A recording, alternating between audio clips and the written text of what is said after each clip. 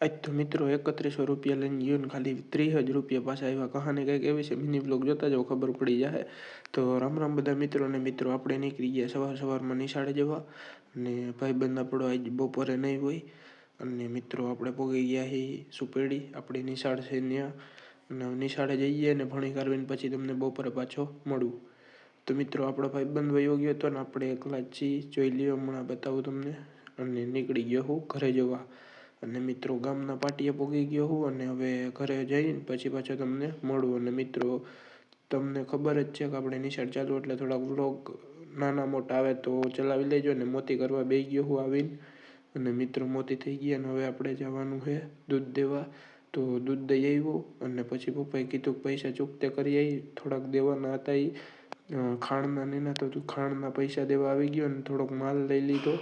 અને પછી ઘરે આવ્યો હતા તો જોયું તો મિત્રો ખાલી જોઈ લ્યો 30 જ રૂપિયા વધ્યા હતા. મિત્રો કેટલી મોંઘવારી છે. તો મળું તમને નવા મિની બ્લોગમાં, તો લાઇક શેર સબસ્ક્રાઈબ કરી દેજો.